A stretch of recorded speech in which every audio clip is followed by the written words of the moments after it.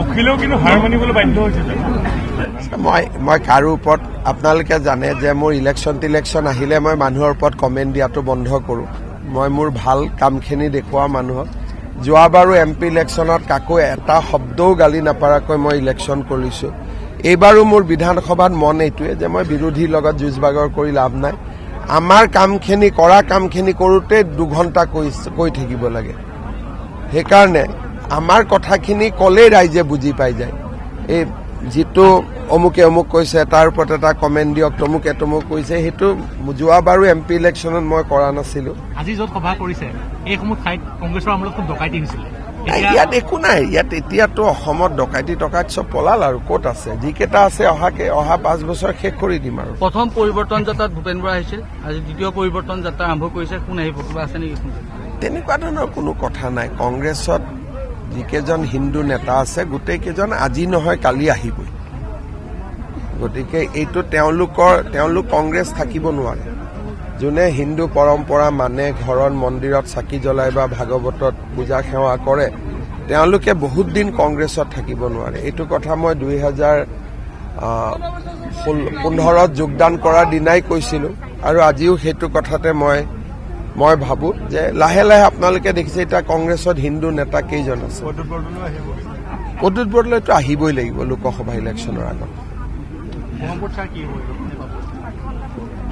আপোনালোকে আমাৰ কথা বতৰাটো গমেই পাই যায় কোনে পাব। গতিকে আৰু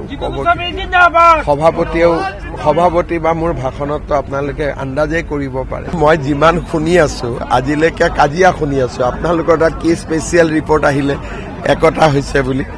এতিয়ালৈকেতো কাজিয়াই। মইতো তেওঁলোকক শুভেচ্ছা জনাইছো যে তেওঁলোক যাতে একতা হয়। অখিলেও কিন্তু হাৰ মানিবলৈ বাধ্য হৈছে। মই কাৰো ওপৰত আপোনালোকে জানে যে মোৰ ইলেকশ্যন আহিলে মই মানুহৰ ওপৰত কমেণ্ট দিয়াটো বন্ধ কৰোঁ। মই মোৰ ভাল কামখিনি দেখুওৱা মানুহক যোৱাবাৰো MP ইলেকশ্যনত কাকো এটা শব্দও গালি নাপাৰাকৈ মই ইলেকশ্যন কৰিছোঁ।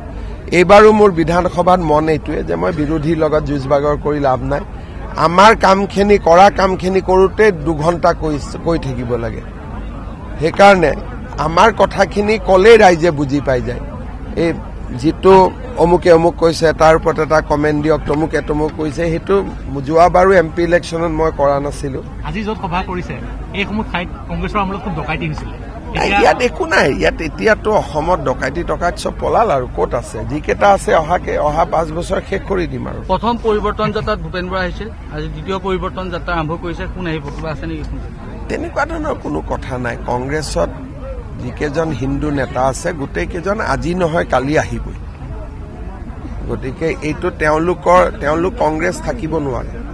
যোনে হিন্দু পৰম্পৰা মানে, ঘৰত মন্দিৰত চাকি জ্বলাই বা ভাগৱতত পূজা সেৱা কৰে, তেওঁলোকে বহুত দিন কংগ্ৰেছত থাকিব নোৱাৰে। এইটো কথা মই 2015ত যোগদান কৰাৰ দিনাই কৈছিলোঁ আৰু আজিও সেইটো কথাতে মই ভাবোঁ যে লাহে লাহে আপোনালোকে দেখিছে এতিয়া কংগ্ৰেছত হিন্দু নেতা কেইজন আছে।